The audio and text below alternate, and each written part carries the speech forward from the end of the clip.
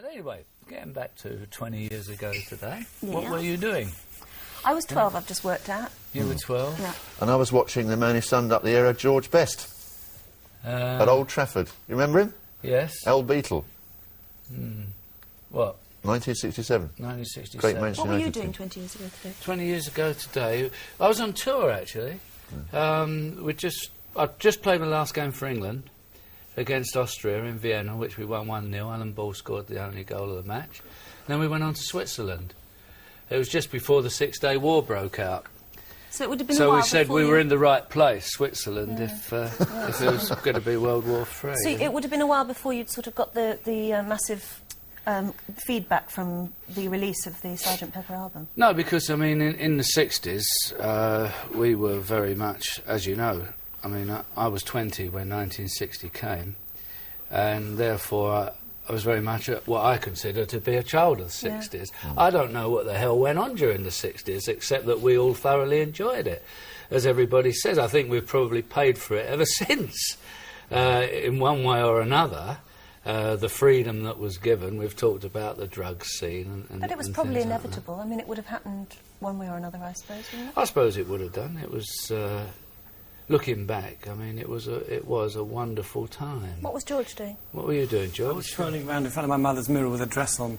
I mean, I was 6. What, even then? You were 6. I was 6. Yeah. I don't really remember anything about it. In fact, apart from the fact that my brothers had like those hideous Beatle wigs, you know, and like sort of little Beatle things that bang drums and badges and, you know, with sort of memorabilia. So you sort of inherited the Beatles later on in life? No, I'm sorry, I like the Rolling Stones much more. Ah! Well, the Cue, Stones, Bianca. I'll tell you what, let's have a look. Let's have a Actually, I look didn't say at- that deliberately, I just did. I think Yeah, they're well, a much lot more of people did. exciting. You Let's have a Really look at Stones 20 person or years Beatles ago person? today, anyway. Just a small glimpse here.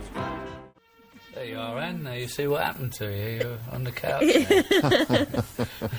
But, it's... To me, that was the greatest long-playing record ever made. I mean, George, you're a musician, so you would know about these sort of things. But to us, that changed the whole revolution of music. Until then, it was just a beat, and disco. I mean, I was talking to Gordon Honeycomb before I came in and said, what were you doing? And he said he was doing all the sort of downbeat discos, dancing and tripping over his hair, and that's how he had a problem. But And then a revolution yeah, happened. but it was all that, and then suddenly, as Paul McCartney said, there was so much freedom in their music. It totally changed the whole of Well, if the... you look back at those documentaries, I mean, it looked very exciting. You know, the way everybody was sort of doing their own thing and everything. I mean, apart from all the bad things about it, you know, there was sort of... There's nothing like that now. No, You know, isn't. there's a mishmash of pop groups, but there's no movements. There's nothing that you can really cling Well, to. what I was stunned at was even you made a re-recording. Your last hit was a re-recording. I couldn't get over that. I would have thought you, of all people, would only ever do new songs. Well, actually, it was a bit of an accident, because there's a hippie version of that by David Gates. Which What was it called again? Everything I Own. Everything I Own. Yes. And I'd never heard it. I'd only ever heard the reggae version. Oh. So when I was working with an American producer and I said, like, that song, and he said, oh, it's a hippie song. I said, not in England, it's a reggae song. And so he played me this David Gates song, which was like totally, you know, far out, man.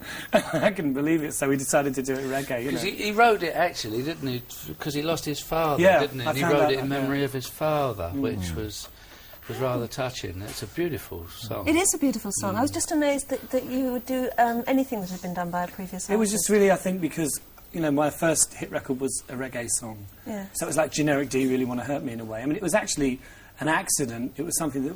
It was never meant to be a single. So it was a complete fluke, you know, luck. I wonder what Bianca's favourite music of the time was. Obviously, you were interested in more than one group at the time. I mean, you followed the whole scene. Who is your... I mean, you got the Sgt. Pepper album? Yes, I do. Well, I did, and I mean, it was the Beatles and the Rolling Stones. Where both of was them. you in 20 years ago? I was in Paris studying political science. I came the year before that. And I was a little girl from Nicaragua who was very scared, and there I was. But in a way, you were a student, which is exactly the sort of age group, I suppose, that was got at that time by that sort of music. It's funny, interesting that, George, you said you were always very much a Stones person, because people seem to be polarised between the Stones and the Beatles in those days. You were either a Beatles person or a Stones person. I liked them because they wore drag. In England, I think, but when you think about outside of England, it wasn't as polarised as that. No, because, for example, I liked both of them, the Stones and the Beatles, and I think I was not the only one. I was going to say, can I own up to a personal sixties? I think most of us, maybe not the critics or people who were in, but I think most of the general public were Stones and Beatles people. Well, both together. To be perfectly honest, I don't think there was any real competition between either of them. Whenever a record was released, the public in general went out and bought both. And I don't think there was any rivalry. I think that only came about in the business. But they did sort of sing about different things, though. I mean, they did, different issues. But their records were as equally as good as each other, though. But what happened more specifically was you were either a Lennon fan or a McCartney fan, and even George Harrison had his own particular fan clubs, and Ringo had their own. So that was the split, really, in those days. Yes. Do you think they should ever get together again, the three of them? There are always these rumours. I heard that they're doing the record together. It was denied later. So, do you think they should? No, I don't. No.